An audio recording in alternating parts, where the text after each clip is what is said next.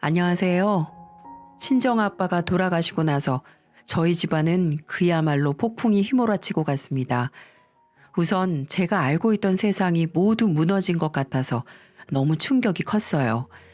그래서 이렇게 말도 안 되는 내용을 다른 분들께도 알리고 싶어서 사연을 보내게 되었습니다. 저는 30 중후반에 딸아이를 키우고 있는 여자입니다. 30 초반에 결혼을 했다 보니 당연히 부모님과 함께 살고 있진 않았고, 그래도 같은 지역에서 살고 있었기 때문에 자주 왕래를 하며 지냈죠. 자주 못 봐도 한 달에 한 번은 꼭 만났으니까 다른 기혼의 여성분들보다는 자주 친정집에 가지 않았나 싶네요. 저희 부모님께서는 그다지 사이가 좋은 편은 아니었어요. 제가 학창 시절에도 몇 번이나 이혼을 한다고 자주 이야기를 하곤 했으니까요. 너희 아빠랑 사는 게 얼마나 힘든 줄 아니? 밤에 코는 또 얼마나 고는지 정말 옆에서 같이 자는 게 고역이다. 그래서 지금은 아빠랑 각방 쓰고 있지 않아? 그래도 그렇게 시끄러운가? 아유, 몰라. 그 집에만 있으면 어디에 있어도 코 고는 소리가 다 들리는 것 같아. 그리고 알지? 그 인간 몸에서 나는 냄새. 너는 나가서 사니까 좋겠다. 나도 내 인생 좀 즐기면서 살아보고 싶다. 엄마만큼 자유로운 사람이 또 어딨어? 엄마 지금도 골프에 볼링에 독서 모임까지 다니고 있잖아. 그리고 엄마가 그렇게 여유 있게 지내는 것도 전부 아빠가 힘들게 일해서 그런 거 아니야. 그리고 아빠가 페인트 공인데 냄새가 어떻게 안 날 수 있어? 그냥 그러려니 살아. 결국 곁에 남는 건 가족밖에 없다잖아. 저희 친정엄마는 철이 좀 없는 편이세요. 친정아빠가 외벌이로 외동딸인 저를 키우셨는데 그동안 경제적인 어려움이 있어도 친정엄마는 늘 본인 생활을 하느라 바쁘셨죠. 그럼에도 친정아빠가 경제적인 부분이나 아직 어렸던 제가 저녁에 혼자 있는 게 걱정이 되어 친정엄마에게 저녁에 다니는 모임을 정리하고 집에 있어 달라고 했다가 친정엄마가 이혼을 해달라고 아주 난리를 쳤었죠. 그때도 제가 혼자 집에 있는 게 괜찮다고 악을 써서 말리는 바람에 부모님은 이혼을 하지 않으셨어요. 사실 그 이후로도 친정엄마는 입버릇처럼 이혼하자는 말을 하고 살았지만 친정아빠는 제가 결혼을 할 때까지 기다리라고 하면서 절대로 이혼을 해주지 않았습니다.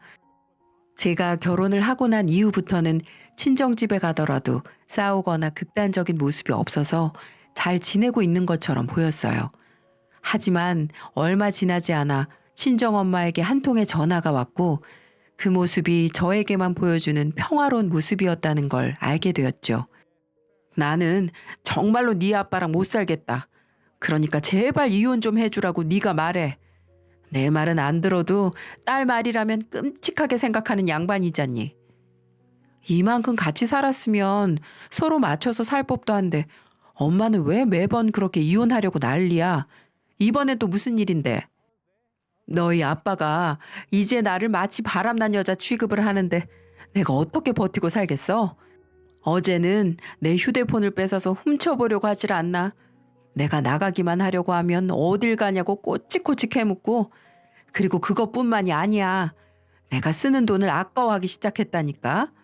남자가 여자한테 지갑 닫으면 마음 떠난 거 너도 알지? 이 인간도 이제 나한테 마음도 없으면서 그저 나를 올가매는 거야. 내가 이런 대우를 당하고 어떻게 살아? 내가 이러려고 30년 넘게 이 집에 붙어 있었나 싶다. 이번에는 정말 이혼할 거야. 아빠가 갑자기 그랬다고? 엄마가 뭐 잘못한 거 아니고? 흥, 너도 또 이러네. 진짜 자식놈 다 소용없어. 끊어. 친정엄마는 그렇게 말을 하고 제 전화를 받지도 않았어요. 갑자기 심하게 화를 내는 모습을 보고 제가 그렇게 잘못을 한 것 같다는 생각은 하지 않았는데 왜 이렇게 예민할까 하는 생각만 하고 있었죠. 그리고 어렸을 적부터 친정아빠가 친정엄마의 휴대폰을 훔쳐보는 모습은 저도 본 적이 없어서 이상하게 느껴지긴 했어요. 경제적으로 힘이 들었을 때 종종 생활비를 줄이고 한 적이 있었으니까 다른 건 그러려니 생각했던 것 같고요. 저는 결국 그 다음날 친정아빠를 만나서 오랜만에 둘이 데이트도 할 겸 부모님의 싸움의 중재자 역할을 할 겸 만나게 되었어요. 아빠, 요즘 집에 별일 없어? 별일은 무슨, 집에는 아무 일 없어. 그런 것보다 너는? 네가 아무 일 없이 잘 지내는 게 더 중요하지. 이 서방 알잖아. 전혀 문제 없이 잘 지내고 있어. 사실은 어제 엄마가 전화가 왔더라고. 아빠가 요즘 의처증 걸린 사람처럼 휴대폰도 보려고 하고 밖에 나가지도 못하게 해서 답답하다고 하면서 아빠가 그랬다는 게 믿기지도 않고 혹시 집에 무슨 일이라도 생긴 건가 싶어서. 아유, 부모가 돼서 딸 걱정이나 끼치고 있네. 별일은 무슨, 네 엄마 또 이혼병 도진 거야. 요즘에 그 사교 댄스인가 뭔가 그거 다니고부터 집에도 늦게 들어오고 정신없이 지내는 것 같아서 걱정되는 마음에 누구랑 그렇게 연락을 하냐고 휴대폰 한번 보여달라고 했더니 또 펄쩍 뛰면서 의처증 있냐고 이혼하자고 하지 뭐냐. 나 참나. 왜 그렇게 이혼을 못해서 안달인지 모르겠다. 근데 아빠는 왜 그렇게 엄마랑 이혼을 안 해주는 거야? 이제 나도 결혼했고 두 분 다 각자 편하게 살면 되잖아. 결혼했다고 끝이 아니야. 살다 보면 엄마가 필요한 순간이 있고 아빠가 필요한 순간이 있고 또 형제가 필요한 순간이 있어. 너한테 형제는 못 만들어줬지만 하나 있는 엄마만큼은 지켜줘야지. 저희 지역에 사교 댄스 학원이 그리 많지 않은데 그중에서도 친정엄마는 저희 집 보험을 옛날부터 관리해준 보험 아저씨가 운영하는 학원에 다니고 있었습니다. 친정아빠가 별일 아니라고 해서 저도 작은 해프닝이라고 생각했어요. 저희 친정아빠는 당뇨 합병증으로 피부가 괴사되어 발가락을 몇 개 절단을 했어요. 그래서 그날 백반집에서도 챙겨간 현미밥으로 밥을 챙겨 먹었고 가볍게 드라이브를 하고 집으로 돌아갔죠. 그리고 몇 달이 지나서 친정아빠가 기침을 너무 자주 했고 친정엄마에게 데리고 병원이라도 같이 가라고 했는데 바쁘다며 아픈 친정아빠를 혼자 두기 일쑤여서 결국 제가 모시고 병원에 가게 되었어요. 병원에서는 몇 개의 검사를 하더니 갑자기 CT를 찍어야겠다고 하더군요. 저는 불안한 마음이 있었지만 친정아빠는 별일 없을 거라며 저를 다독여줬습니다.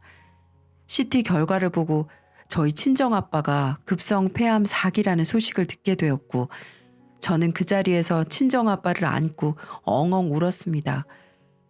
이게 무슨 말이에요? 저희 아빠 얼마 전 엑스레이 찍었을 때도 아무런 이상 없다고 했어요. 그런데 갑자기 폐암이라뇨? 아, 폐가 원래 심장에 가려져 있기도 해서 엑스레이 상으로 폐암을 확인하긴 어렵습니다. 그래서 발견되는 분들이 말기인 분들이 많고 초기에 찾으시는 분들은 굉장히 운이 좋으신 편이에요. 더군다나 아버님께서는 당뇨도 있으신 데다 급성으로 진행되고 있어서 치료가 시급해 보입니다. 의사의 말을 들으니 다리에 힘이 풀린다는 말이 딱 느껴졌습니다. 그리고 친정엄마에게 전화를 해서 이 소식을 알렸더니 곧장 병원으로 왔어요. 친정엄마는 치료를 당연히 해야 하지 않겠냐고 하며 친정아빠와 함께 집으로 갔고 치료를 시작 후 만에 세상을 떠나셨어요. 친정아빠의 장례식을 마치고 며칠 뒤 저는 혼자 지내실 친정엄마가 걱정이 되어 집으로 가게 되었는데 문 밖에서부터 흥겨운 노랫소리가 들리고 있었습니다. 비밀번호를 누르고 조용히 문을 열어서 보니 친정엄마와 한 남자가 신나는 음악에 맞춰서 춤판을 벌리고 있었어요. 제가 들어온 것조차 모르고 있는 것 같았습니다. 엄마, 지금 뭐 하는 거야? 저기요, 누구신데 남의 집에서 이러고 있으세요? 제가 큰 소리를 내자 남자는 얼굴을 가린 채 불이 났게 저를 밀쳐내고 밖으로 나가버렸고 친정엄마는 대수롭지 않다는 듯 음악을 끄고 소파에 앉아서는 물을 마시고 있었습니다. 저는 순간 그 모습이 남편을 먼저 떠나보낸 사람이 맞는지 의심스러워서 한참을 멍하니 친정엄마를 보다가 집을 둘러봤더니 저와 친정아빠의 흔적이 모두 사라져 있었습니다. 벽면에 걸려있던 가족 사진, 식탁에 올려져 있던 담배와 제가 여행을 가서 사준 라이터, 그리고 안방에 있던 친정아빠의 옷과 짐들까지 모두요. 단 며칠 사이에 집을 어떻게 이렇게까지 정리를 할 수 있는지 허탈하게 바닥에 주저앉아서 친정엄마를 노려보고 있으니 저에게 뭘 대수롭게 그러냐는 듯이 말을 하더군요. 왜? 괜히 물건만 보면 더 생각나니까 내가 빨리 정리 좀 했어. 그게 그렇게 놀랄 일이야? 엄마, 지금 제정신이야? 아빠 물건은 싹 치워버리고 집에 다른 남자를 불러들여서 춤을 추고 있어? 엄마는 아빠가 죽은 게 슬프지도 않아? 허전하지도 않아? 너는 꼭 마치 내가 나쁜 사람처럼 말을 하더라. 내가 네 아빠한테 뭘 그렇게 못해줬니? 아침 꼭 먹는 양반이라 내가 아침 차려줬지. 아프다고 해서 병원 매번 데리고 가줬지. 너 결혼할 때까지 결혼관계도 유지해줬지. 내가 그렇게 잘못했어? 나 네 아빠 좋아서 만났지만 자유롭고 싶어서 혼자 지내고 싶었어. 근데 네 아빠가 그걸 허락해 줬니? 내가 일 안 하고 돈 없다고 무시하는 것처럼 매번 이혼할 거면 아무것도 가져가지 말고 나가라는데. 참나, 나한테 주기 아까웠던 거야. 이 집이랑 재산들이. 그런데 지금 봐라. 이 집 누구 거냐? 이제 내 거야. 그리고 네 아빠 재산도 다 내 거야. 물론 네 몫이 없진 않겠지만 나는 이제 이걸로 내 인생 즐기며 살 거야. 그리고 나도 슬퍼. 슬프니까 좋아하는 취미생활하며 이겨내는 거잖아. 아까 저 사람 내 댄스 파트너다. 너도 네 아빠도 남자랑 같이 춤도 춘다고 무슨 바람난 여자 취급을 하는데 그거 내 파트너랑 나한테 엄청 신뢰야. 허! 아빠가 어떻게 엄마 같은 사람을 데리고 30년 넘도록 살았는지 난 도저히 이해가 안 된다. 엄마는 제정신이 아니야. 그렇게 혼자가 좋으면 결혼도 하지 말고 혼자 살았어야지. 그래, 그러려고 했어. 너만 안 생겼어도 나 지금쯤 이것저것 배우면서 해외도 다니고 지금보다 훨씬 여유 있게 살았을 거다. 네 아빠 같은 걸 만나서 이런 지질이 궁상해. 아무튼 너도 나한테 훈수질 할 거면 더 이상 이 집에 오지도 마. 나도 안 올 거야. 아빠 보려면 산소 나가지. 이제 이 집은 다시는 안 올 거니까 엄마가 재혼을 하든 아프든 나한테 절대로 연락하지 마. 저는 다시는 친정엄마를 보지 않으리라 다짐을 하고 돌아갔는데 얼마 뒤 변호사로부터 한 통의 전화를 받고 남편과 함께 다시 친정집으로 가게 되었습니다. 제가 친정집에 들어가니 친정엄마와 친정아빠의 절친한 친구분과 함께 있었습니다. 그 두 사람이 함께 있는 모습을 보고도 당시에는 친정엄마에게 너무 화가 나서 이상하다고 느끼지도 못했네요. 변호사가 올 때까지 기다렸고 얼마 뒤 변호사는 노트북 하나를 갖고 왔습니다. 오래 기다리셨죠? 오는 길에 차가 막혔네요. 지금부터 전한수님의 유산 상속을 시작하겠습니다.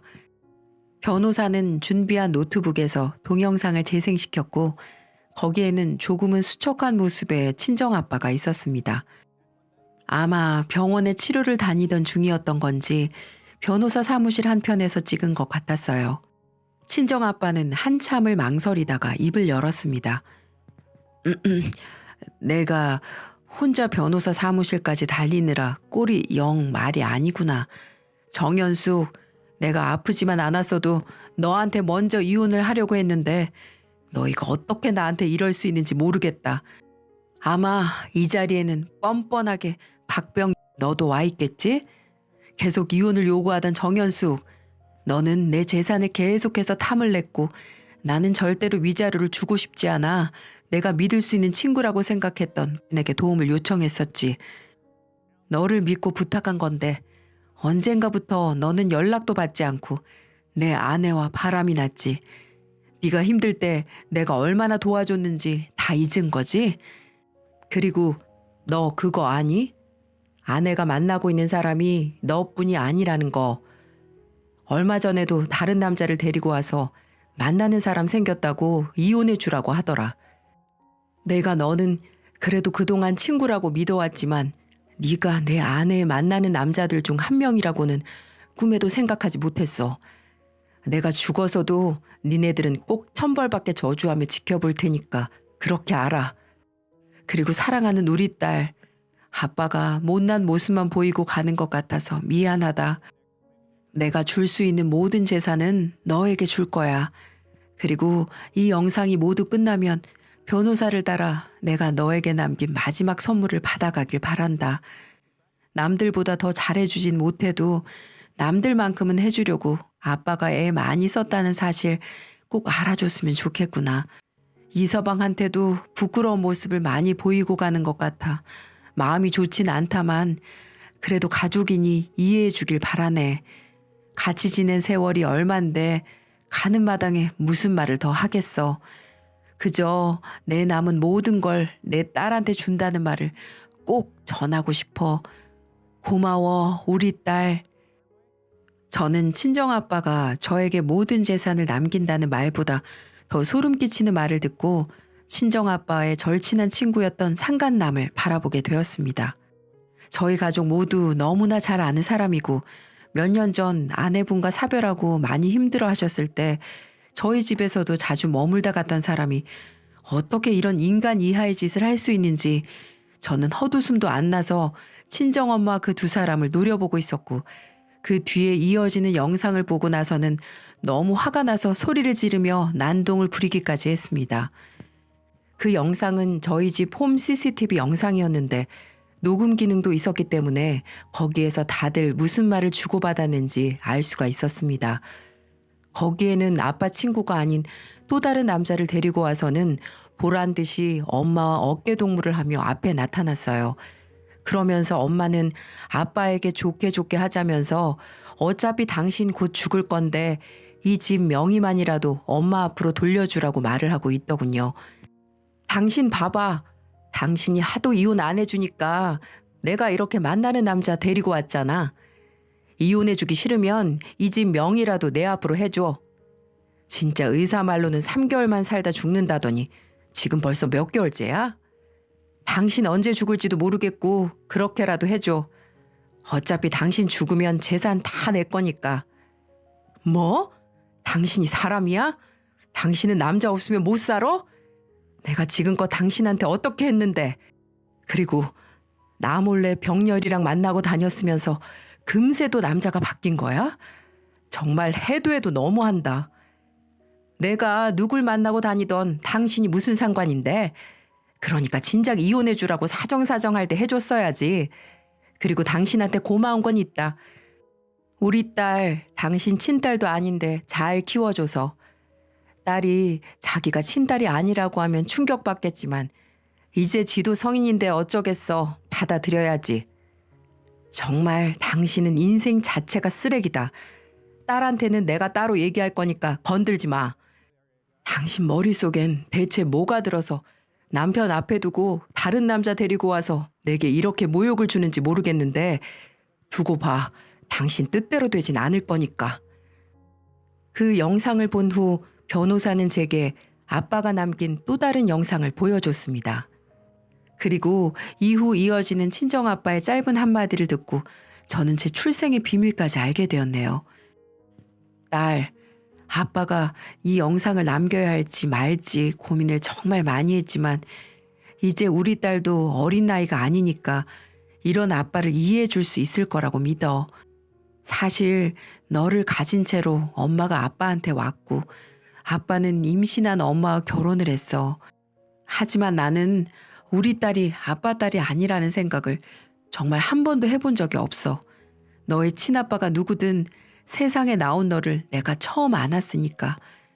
그래도 한편으로는 다행이라는 생각이 들어. 아빠가 당뇨나 암을 겪은 것이 너에게 유전되진 않을 테니까. 처음으로 네가 아빠 친딸이 아니라는 것에 감사하다는 생각을 했단다. 이 영상을 남기는 이유는 단 하나야. 내가 천륜을 끊을 수는 없겠지만 네가 보고 판단했으면 좋겠다. 우리 딸은 똑똑하니까 앞으로 어떻게 살아가든 아빠가 항상 응원해. 저는 친정엄마의 소름 끼치는 악랄한 모습을 보고 소리를 지르며 친정엄마에게 달려들었지만 남편이 말리는 바람에 친정엄마의 털끝 하나도 닿지 못했어요. 그리고 그 순간 친정엄마의 옆에 있던 상간남이 손을 뻗어 친정엄마의 멱살을 잡았고 그대로 소파 위로 집어던져 버렸습니다. 큰 소리에 모두 놀라 쳐다보니 친정엄마는 목을 잡고 컥컥거리기 시작했고 이내 그 상간남을 향해 싹싹 빌기 시작하더군요. 친정 아빠한테는 그렇게 콧대 놓고 기고만장하게 굴더니 저 남자가 뭐라고 친정엄마가 무릎까지 꿇는지 너무 허탈하더라고요. 내가 지금 여기서 뭐 하는 건지 모르겠네. 이제야 정신이 번쩍 들어. 내가 그동안 뭐에 홀렸나 모르겠네. 그래, 한수가 매번 너 남자 만나는 것 때문에 이야기했는데 그걸 내가 왜 잊고 있었지? 너 지금 나 말고 몇 놈이나 더 만나고 있어? 저 따위로 행실을 해놓고 너 나 아프면 나한테도 저러겠네? 너 한수 병간호 하나는 잘하고 있다며 죄책감 들어서 마지막 가는 길은 편하게 해준다며 그렇게 한수 위하는 척하더니 결국 나 말고 다른 놈이랑 한수 보는 앞에서 저 더러운 짓거리를 하고 있었니? 내가 잠시 크게 미쳤던 것 같다. 나중에 죽어서 한수 얼굴 어떻게 보냐? 아니야. 저거 정말 그이가 나 욕먹이려고 일부러 만든 거야. 저게 말이 돼? 저게 인간이 할 짓은 아니잖아. 잠시나마 너랑 재혼까지 생각한 내 잘못이지. 다시는 연락하지 마. 그렇게 말하고 그 망할 상간남은 자리를 떠나버렸습니다. 뻔뻔하게도 죽어서 친정아빠를 만날 생각을 하는 것조차 기가 막혔고 친정엄마는 바닥에 쓰러진 채 울더니 저에게 기어와서는 저 영상이 거짓말이라고 이야기를 하더군요. 그 말을 듣고 변호사는 저에게 종이 한 장을 줬는데 그 종이는 친정아빠의 혈액 검사서 종이었습니다. 평생을 O형으로 알고 있었던 친정아빠가 사실은 O형이 아니라 B형이더군요. 그 종이를 받아들고는 정말 가슴이 찢어질 것 같아서 그 자리에서 펑펑 울었네요. 아빠는 나한테 계속 친아빠인 척 하려고 한평생을 혈액형까지 속이며 살아왔던 거야? 우리 가족 전부 O형이라고 내가 신나서 말할 때마다 우리 아빠는 무슨 생각을 했을까? 엄마는 그런 생각 해본 적 없어? 우리 아빠 정말 너무 불쌍하다. 무슨 배짱이도 아니고 매번 놀기만 하는 엄마 먹여 살리랴 나 키우느라 본인은 낚싯대 하나 갖고 주말에 여기저기 다니는 취미밖에 없었네. 물고기도 못 낚으면서 낚시터에서 아빠는 무슨 생각을 했을지 상상도 안 가. 아빠가 왜 저 영상 남겼는지 이제야 알겠네. 미련 갖지 말고 엄마한테 정 떼라는 것 같아. 그렇게 엄마 인생 즐기고 싶다고 했지? 죽을 때까지 혼자서 잘 놀다 가. 엄마는 결혼한 적도 딸도 없으니까. 지혜야, 너까지 왜 이래? 저거 영상 거짓말이라니까. 그리고 이 종이는 진짜겠니? 아유, 저 인간은 왜 끝까지 골탕을 먹일까? 안 그래? 그만하자, 지혜야. 이서방, 우리 지혜 좀 데리고 집으로 가줘. 저는 제 다리를 잡는 친정엄마를 모질게 뿌리치고 남편과 함께 집으로 돌아갔고 곧 친정아빠의 재산을 상속받게 되었습니다. 사실 친정엄마에게 정말 단 한 푼도 주고 싶지 않았는데 친정엄마가 소송을 하게 되면 원래 친정엄마가 받아야 할 몫의 절반이라도 가져갈 수 있다고 하더라고요. 친정아빠는 여기까지 알고 있었던 것 같았어요.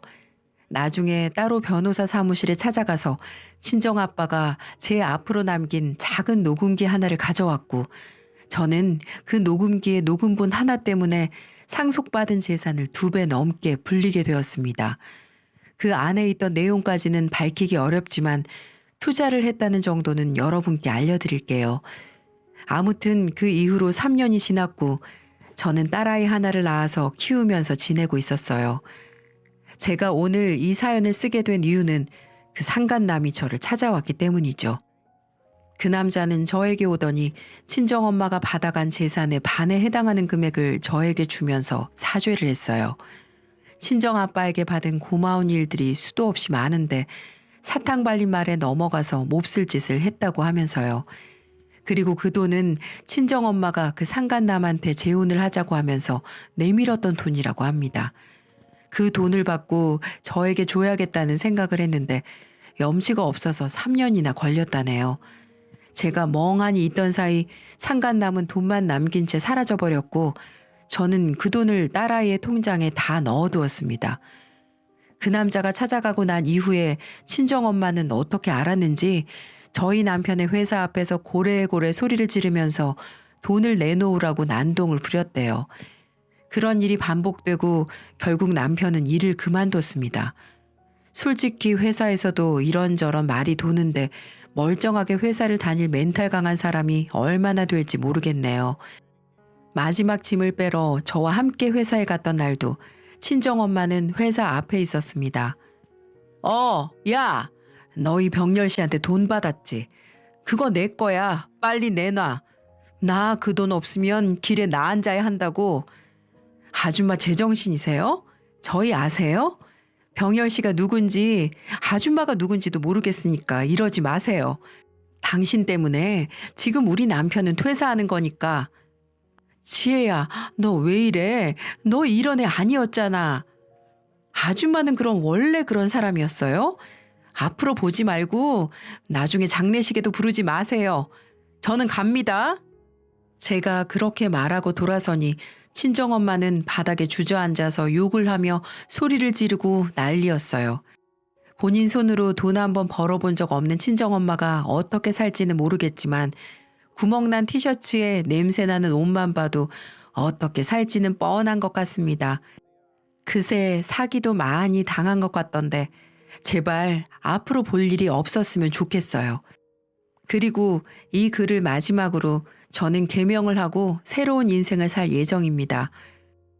친정엄마가 지어준 지혜라는 이름은 버리고 친정아빠가 남겨준 성만 갖고 새 인생을 살아갈 거예요.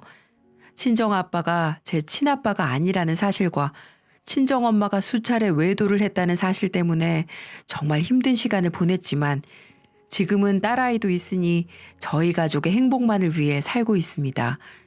하늘에 있는 저희 친정아빠도 제가 개명하고 새 인생을 사는 걸 응원해 주시겠죠? 지금까지 제 긴 이야기 들어주셔서 감사합니다. 여러분의 가정은 꼭 평안하고 행복하시길 바랄게요.